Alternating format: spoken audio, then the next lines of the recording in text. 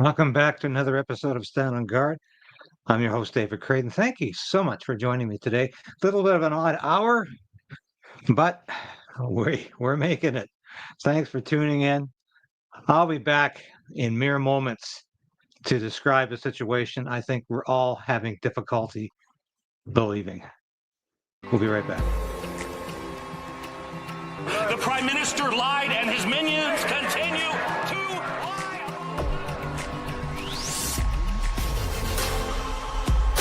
We need political change. But we also need the resolve to resist.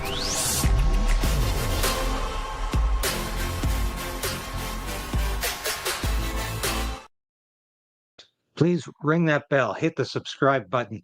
Let's move this show upwards and onwards, but thank you for your support. Subscribe if you haven't already. If you have to resubscribe, you might need to do that. This is David Krayden broadcasting to you live from the Ottawa area. It's a pleasure to be with you today. And if you think there's something wrong with politics today, have a look at this. Yeah. So here, come and say it here. Mm-hmm. Yeah. Say, yeah.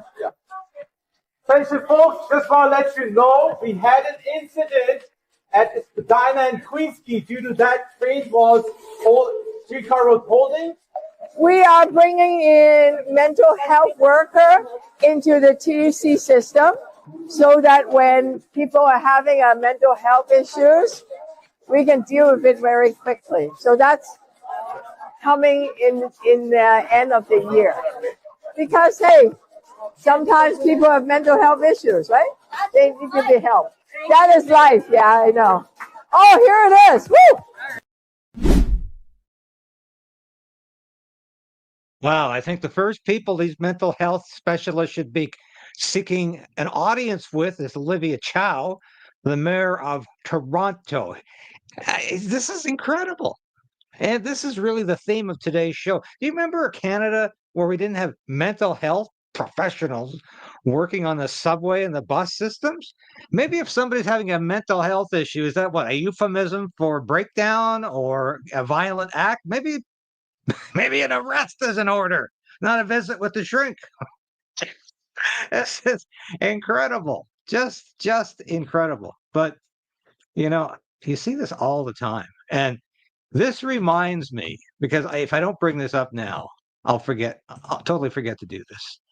But this reminds me of a book that I read back in the 80s, actually. I think it was in the 80s.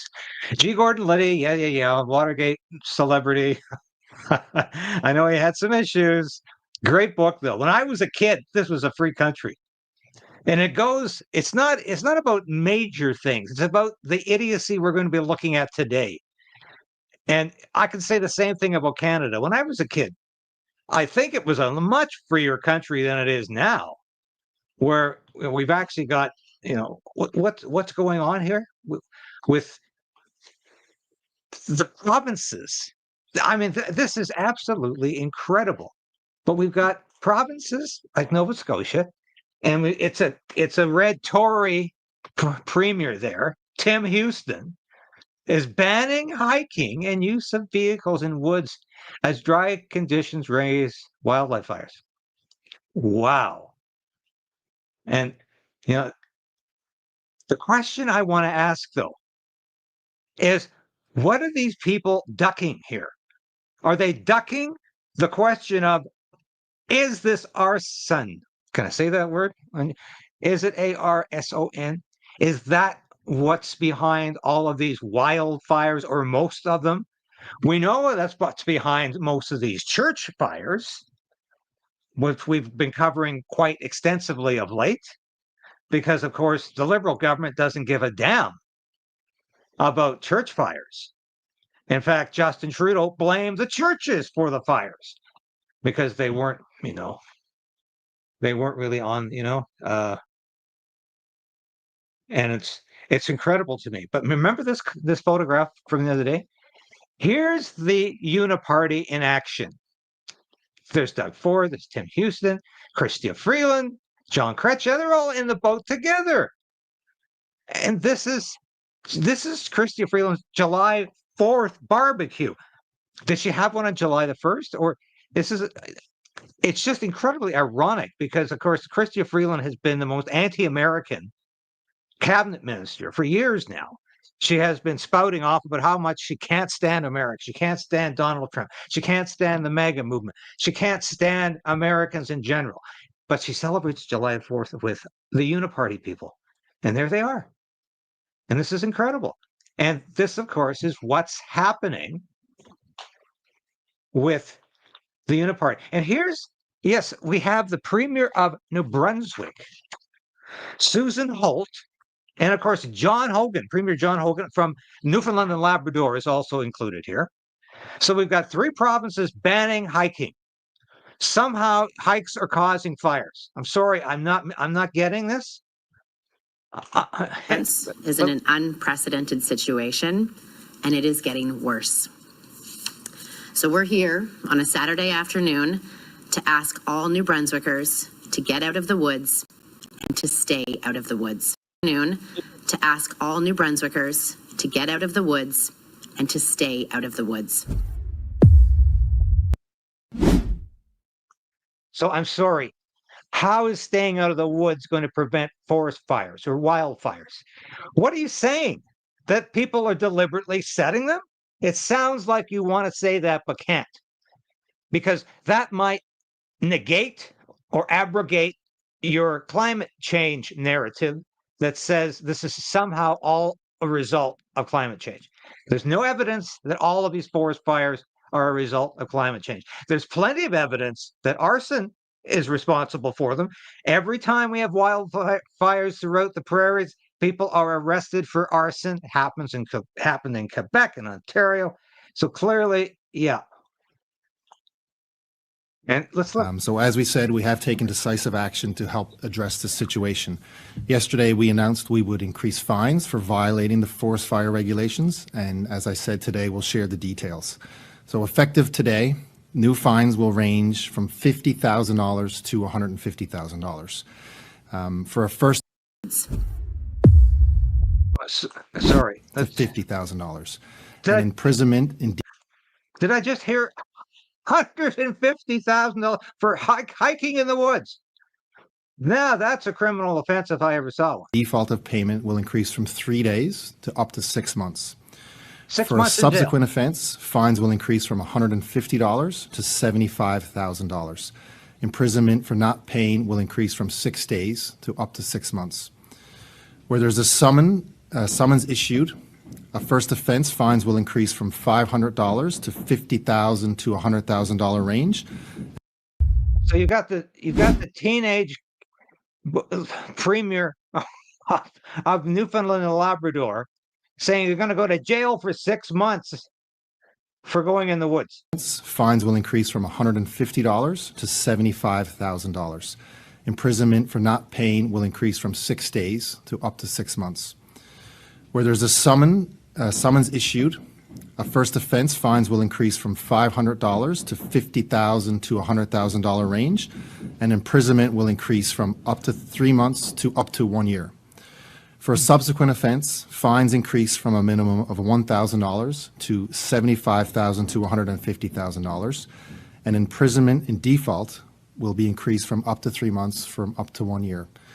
It's very clear that these penalties for violating the regulations needed to be higher, and everyone needs to take this very seriously. And I think it's very clear that the size of the increases and the penalties, including imprisonment, that we mean business, and we want people to listen and take this seriously. Increasing fines is one tool we have in our toolbox to protect innocent Newfoundlanders and Labradorians, their families, and their communities, which is why we have taken that step. I also understand, and I've seen there's a lot of information on social media, and some, of course, is true, but as I warned earlier this week, some is untrue. So I want to continue to encourage people to get their information from official and trusted sources. Oh, who would that be? The CBC? Official and trusted sources. Is that the government? We're supposed to trust the government. We mean business, and we want people to listen and take this seriously. Increasing fines is one tool we have in our toolbox to protect innocent Newfoundlanders and Labradorians, their families, and their communities, which is why we have taken that step. I also understand, and I've seen there's a lot of information on social media, and some, of course, is true, but as I warned earlier this week, some is untrue. So I want to continue to encourage people to get their information from official and trusted sources, such as Government of Newfoundland and Labrador websites and social media, the Department of Fisheries, Forestry and Agriculture, and Newfoundland and Labrador Health Services. And I also want to encourage people to follow Dr. Fitzgerald's advice when it comes to air quality. I hope folks become aware of that, look at it and say, do I really want to have my family impacted by that through a $100,000 fine or 6 months in prison? That's where this have landed. My final comment, the Resource Enforcement Division of the Department of Fisheries and Oceans and Agriculture, Fisheries, Forestry and Agriculture encourages those. We continue. If you know anything, if you are aware in any way of suspicious activity, please call our line at 729-2192, 729-2192. On the fines, Okay, so they've got a snitch line. Did you hear this? They've got a snitch line. So if you see somebody surreptitiously hiking after hours, so they won't be noticed, call the government and report them. Can you say Soviet Union? This is such Bolshevism. This country has gone absolutely mad, from Toronto putting mental health workers on the subways to these provincial premiers putting people in jail for 6 months for taking a hike. Take a hike, premiers. You're the ones who should be taking the hike. Out of here. These people are absolutely out of their minds, out of their trees. I just find this incredible. I just find this absolutely astonishing. And there's a great little report here from my good friend Viva Fry, who is absolutely astounded that Canada has done it again. Yes, Canada has done it again. It's taking the world-class stupidity award again, because our premiers are so stupid. Now, do you think this could happen anywhere else but Atlantic Canada? Oh, you bet it could. Not in Alberta, but BC, they could be next. Yeah, they've got a lefty premier there. What about Doug Ford, the faux conservative, the red Tory? What about Doug Ford? Well, Tim Houston and Doug Ford are like that. They're both red Tories. They're both faux conservatives. So watch Doug Ford decide to put people in jail for 6 months for taking a hike. They don't even bother to explain the correlation between hiking, going into the woods, and these forest fires. Are they accusing people of arson or not? Now come out with it. If that's what you're talking about, say it. Otherwise, this is nothing but propaganda. And here's propaganda. We'll get to the Viva Fry piece in a second. A relationship based on steadily increasing integration is over. Working hand in hand with the United States, Canada and the United States, and the other G7 partners with your leadership. Very much looking forward to the meeting and grateful to have you. Thank you very much, Mark. I appreciate it, and we've developed a very good relationship. All right, elbows up. Elbows up.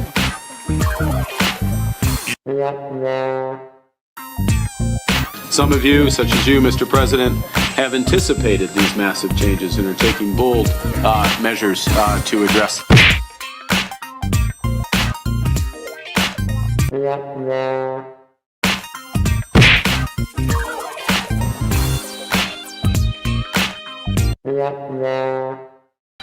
A recession that's mild, not wild, in the cards for Canada.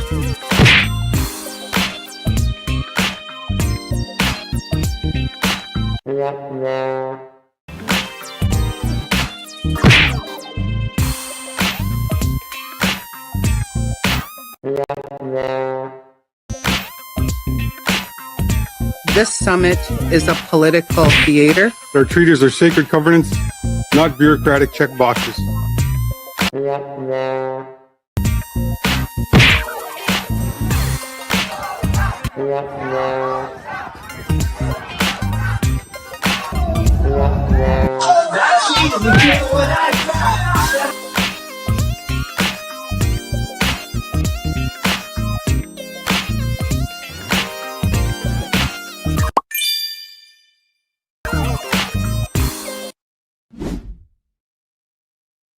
You can't handle the truth. Resolve to resist.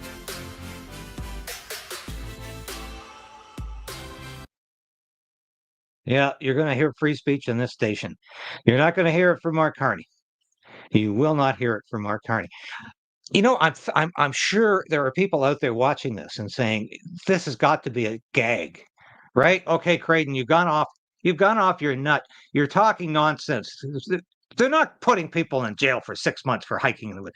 Yes, believe it or not, they are. That's exactly where this country is going, and it's going insane as fast as possible. Let's have a look at this great segment from David Fry here. Ladies and gentlemen of the interwebs, you may be asking yourself why you're staring at a man grinning into the camera. This is the madness in Canada. And I've said it before and I'll say it again. All you need to do is scratch the surface to discover the rampant, bottomless corruption of our elected officials. Because the reality is, if you don't get involved in politics, you end up being governed by your inferiors, and those who hold power are the last ones that should. Behold, madness in Canada. Hey everybody, Jeff Evely here. I'm in Petersfield Provincial Park in the most tyrannical province of Canada, which is Nova Scotia, with my fuzzy friend Axel, where we walk pretty much every single morning. And here you can see that this area is taped off because that trail is the woods. But this area is not taped off because that's not the woods. This area is taped off because that's the woods, and there is a sign here that says trail closed due to extreme fire hazard. So that is the woods.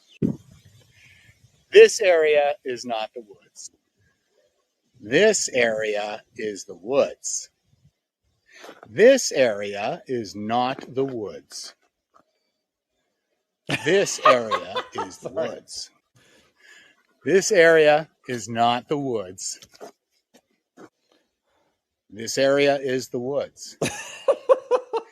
This area is not the woods. And I don't want to play sleuth. But this is how incredibly idiotic this is. Not only are they putting people, they want to put people in jail for going into the woods. They can't even define what the woods are. Those off-limits places looked exactly like the places where it was okay to walk.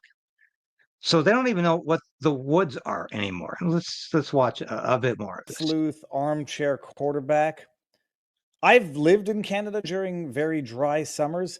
That looks relatively lush and relatively green compared to what I would be expecting for arid, prone to fire, seasonal conditions.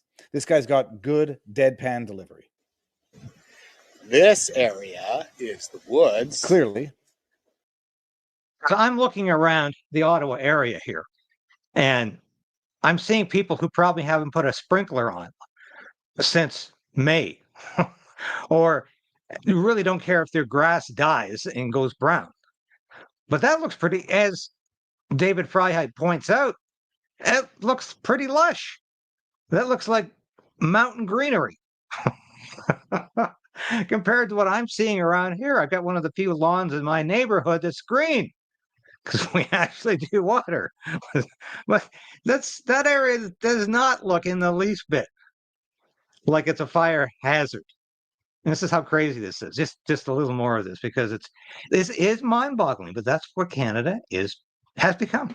This area is not the woods. Obviously.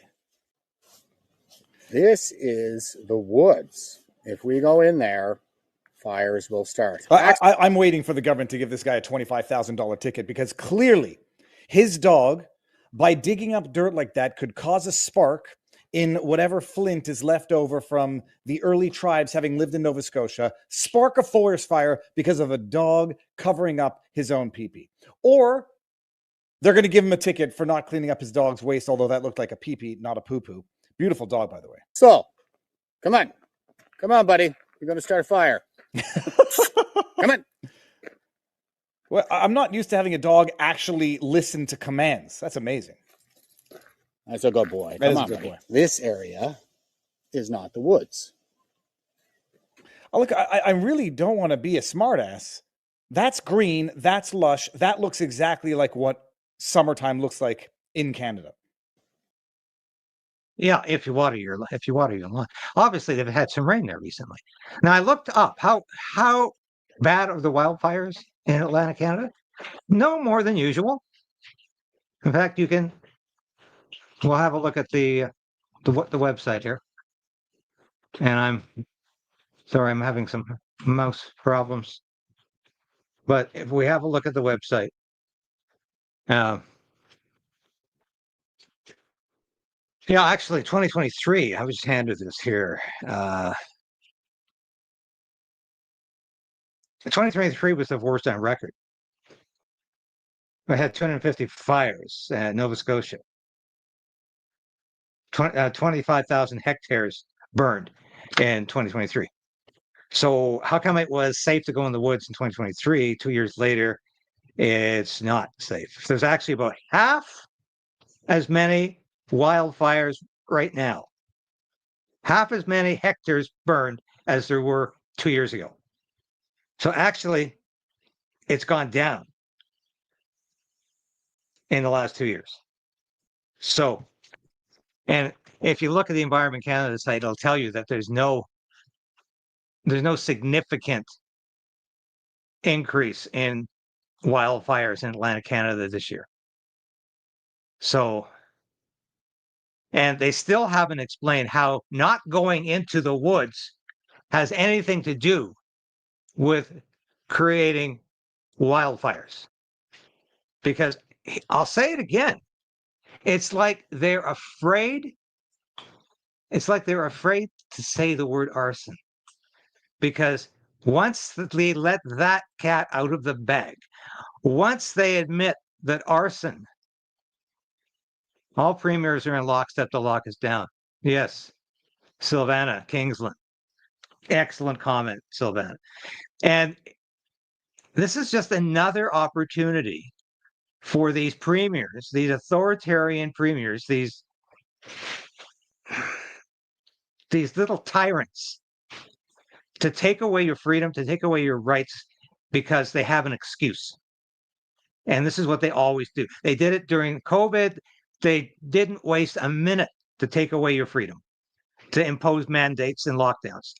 And I remember Doug Ford, after he just obviously had had his hair cut, saying, well, you know, I'd like to go to the barber too. I'm getting kind of bushy here.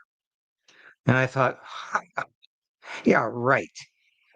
Like, you're not being looked after, just like former Speaker of the House Nancy Pelosi wasn't being looked after. She was going to her private beautician, her hairdresser, while she condemned everybody else for doing that. It is a scam, my friends. It is a massive scam, is what's going on here. And it just amazes me that we continue to put up with this. Before I forget, I want to say thank you to, remember I said I think about a week ago, I said, you know, send in your pictures. The next person who sends in the picture, we'll give a free hat to. We've already given a free hat to, where do I find it here?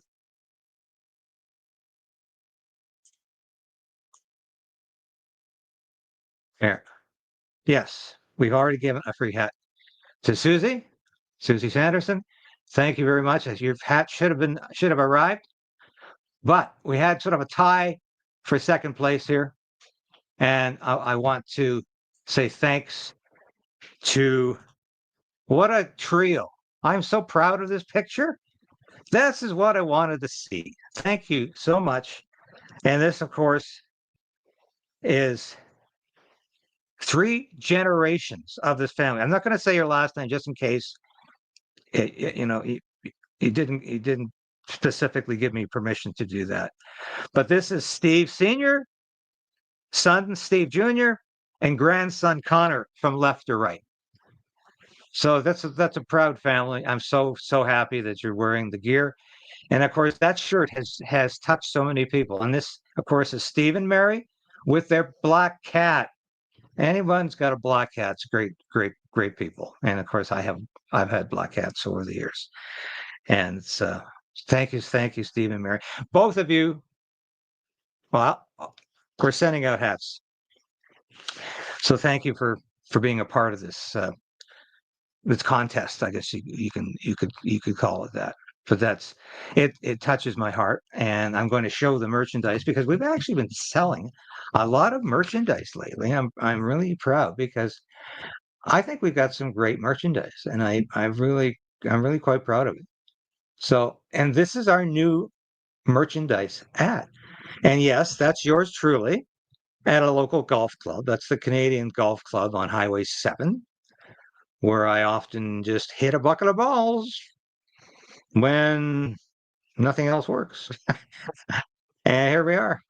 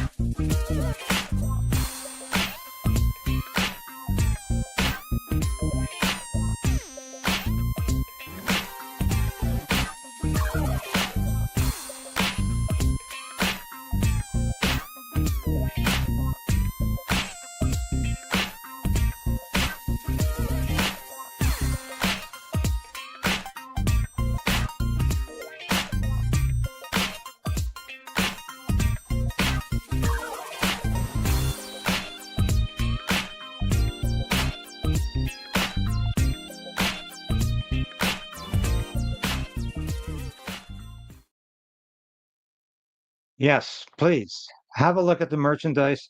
Have a look at our store. I think there's somebody. This is one of our latest ones, and I'm quite proud of what we're putting out there. And thank you so much for your patronage. Thank you so much for watching the show. And this story here about don't go into if you go into the woods today, you're in for a big surprise. This is, to me, irrational government at its worst. Because not only does this make no sense at all, they don't even make an effort to explain how merely going into the woods, merely walking in the woods is somehow facilitating or creating a fire hazard. And nobody's even asking those questions at these news conferences because we don't want to ask questions like that because these premiers might not be able to answer that. But clearly, this is all about what their real concern is, and that's people deliberately setting fire. Now, yes, there are idiots who do that sort of thing. I think it's like a sickness for some people. But I really do believe, and I've said this in the past, that there are some climate change fanatics who would rather start a fire than admit that climate change isn't the cause of all of these fires. And there is no absolute evidence to prove that. We know people are being arrested for committing the crime of arson. And that's one of the reasons we've had these wildfires. But the premiers don't want to talk about that. It's like there's a carpet ban on going into the woods. And I think they have really passed the sanity barrier here. This is absolutely insane. And I don't see, I hope we can isolate this to Nova Scotia, New Brunswick, and Newfoundland and Labrador.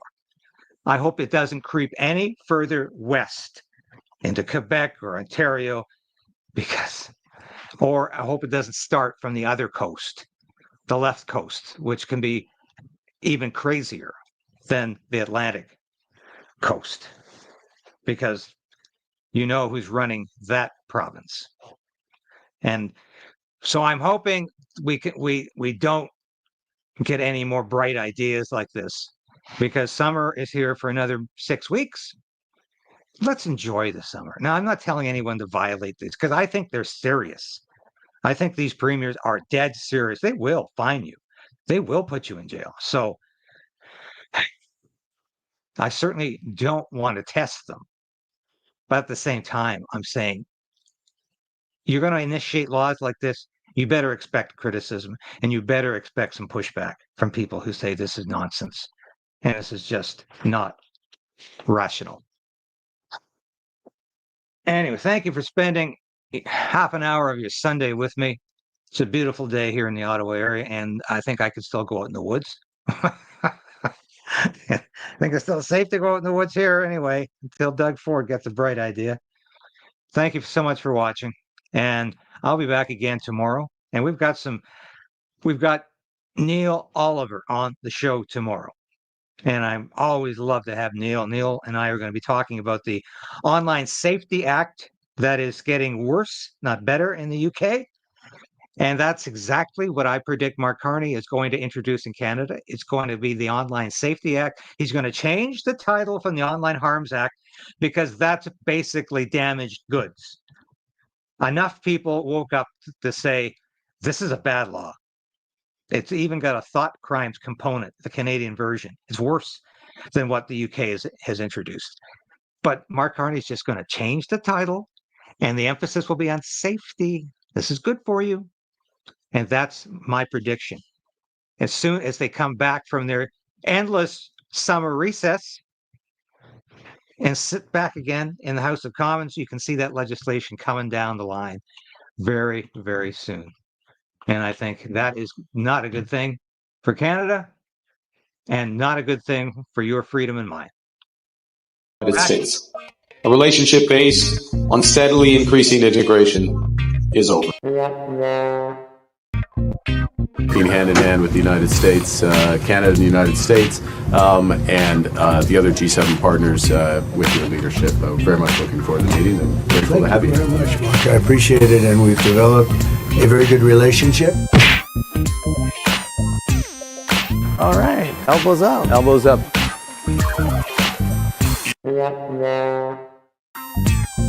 Some of you, such as you, Mr. President, have anticipated these massive changes and are taking bold measures to address them.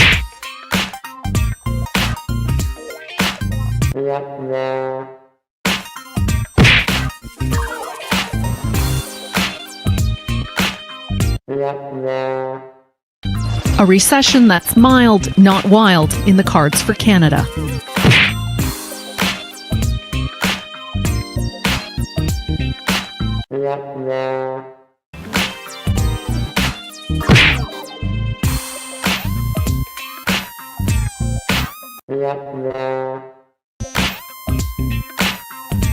This summit is a political theater. Our treaties are sacred covenants, not bureaucratic checkboxes.